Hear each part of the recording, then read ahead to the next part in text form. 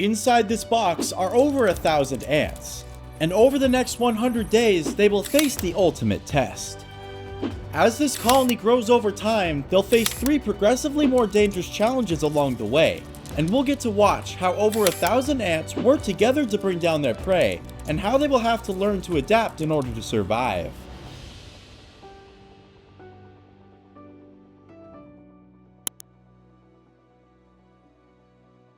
This video is sponsored by Aesthetic Ants.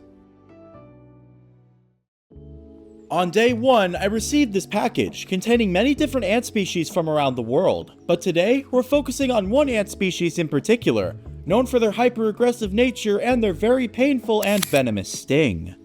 Here in front of me are 2 vials filled with thousands of angry ants and tiny eggs waiting to hatch, as well as everything that I'll be needing to care for them. This will be the ants' new outworld, where they will have their battles later in the video and explore to collect food and water. This nest will serve as the ants' new home, where they will have their future generations of workers and protect their precious queens. I securely attached the ants' new home to the outworld and added water to create humidity, making it more inviting for the colony to move in. The final step was adding an escape prevention barrier around the lip of the outworld. I nearly forgot this part, which would have been a disaster because these ants have a powerful sting, but let's just say that I got stung anyway later in the video. But there are some even crazier ants out there with stings way worse than these, and I plan to get some. So if you want to see that, give this video a like and let me know in the comments what your favorite ants are and what species you would like to see on the channel. Now it was time to move the ants into their new home, but it wasn't that simple. The vials holding the ants didn't fit into the outworld, and I wasn't about to risk the ants crawling around and getting stung, so I had no choice but to dump them straight in. As you can imagine, they didn't take very kindly to being dumped in, and the ants went into overdrive, swarming the outworld and scanning for threats. This was a clear reminder of how aggressive these ants are, and a preview of the challenges coming ahead. While the swarm spread through the outworld, a few workers discovered the new nest and cautiously began to explore. Once they decided the nest was safe, they signaled the rest of the colony to move in. I left the colony alone for a few hours, and by the end of the day, the entire colony had relocated into the new nest and settled down. It was the perfect size for them, but not for long. Over the next 30 days, the colony adjusted well and started to thrive. By day 30, their numbers had exploded, and they now had thousands of workers. The ants were swarming the outworld in search of food to feed their hungry larvae, so I figured it was now the perfect time to introduce their first challenge. And to start things off, I gave them some sugar to draw more ants into the outworld and prepare them for their first foe. Mealworms are big and they have a tough outer shell, making them a decent starter challenge, but this was just the beginning. And when I dropped the mealworm inside, it didn't take long for the ants to zero in, and within seconds they were all over it, biting and stinging its legs, trying to immobilize it. But as the mealworm thrashed and twisted, the ants just kept coming back, climbing onto its back and swarming underneath, working together to try and pin it down. The ants began to search for a vulnerable spot in the mealworm's tough outer shell, and they began to chew near its leg joints where the armor was thinner, trying to inject venom in attempts to immobilize it. And eventually, the ants found a weak point, and that's when things escalated. They chewed straight through the mealworm's tough outer shell, breaking the surface, and while the mealworm was still alive and struggling, they began to feed. Within minutes, the venom had fully taken effect, and the mealworm now lay completely still. The battle was over. The colony had secured its first victory, and their larvae would soon feast, but there was no time to rest. The ants now needed to grow their numbers fast, because the next challenge would be far more dangerous and harder to bring down. But by day 60, a serious problem had emerged. The ants had chewed through part of their nest and tunneled behind the chambers. This compromised the ants' watering system, causing a leak that flooded through the entire nest. It was now clear that the ants needed a new home, bigger, better, and with more room for the next 2 challenges.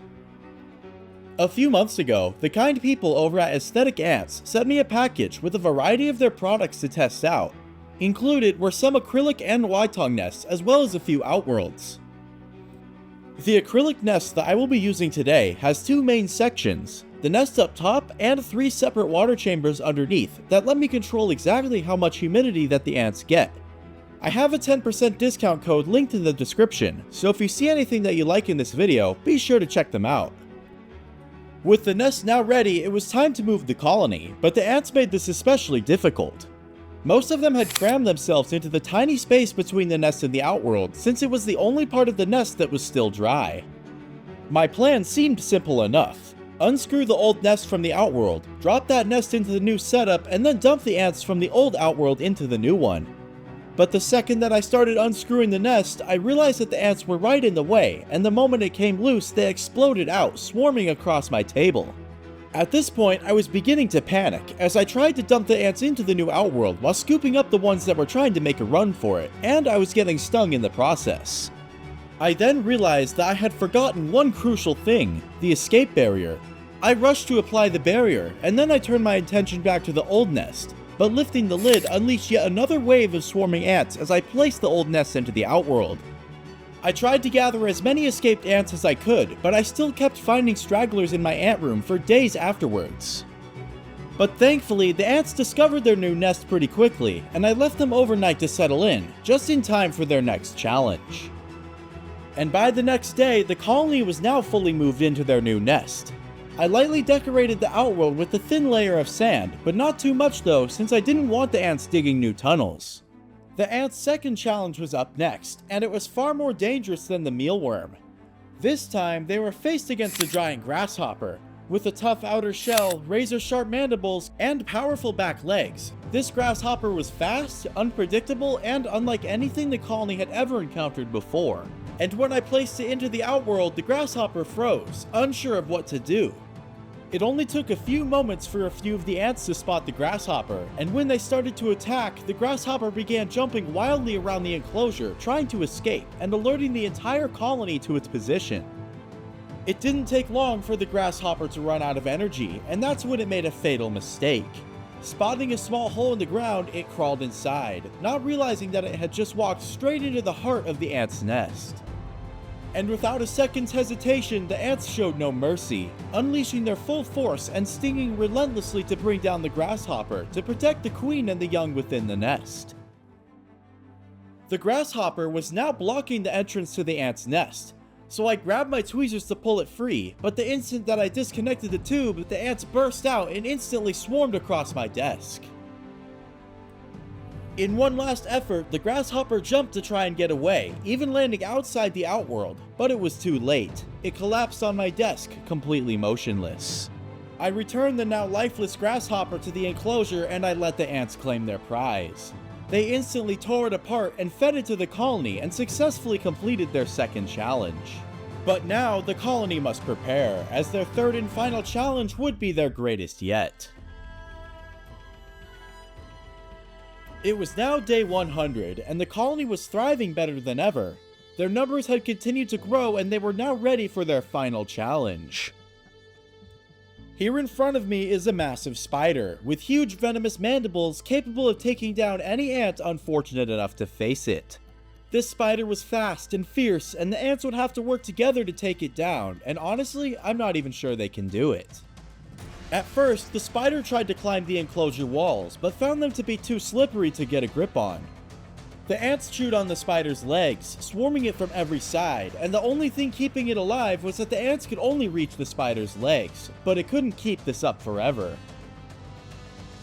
With each and every sting, the spider's legs grew weaker, and eventually it slipped and fell onto its back, and that meant it was game over. The ants quickly climbed onto the spider's body, stinging it from every angle. The spider fought back and even killed a few ants, but it couldn't match the colony's sheer numbers. The spider got back up briefly, but with the ants still clinging to it, the spider didn't last long. It once again fell, and there was now no getting up. The ants covered its body, made cuts, and began feeding on the spider's flesh. And after a few desperate final moments, the spider drew its last breath. And with that, the ants had successfully completed their third and final challenge. And now, the ants were free to feed on the spider's body to fuel their hungry and growing empire. Let me know in the comments what you'd like to see me feed my ants next, and leave a like if you enjoyed the video. Subscribe for future updates on this colony and many others, and with that, thank you all for watching, and peace.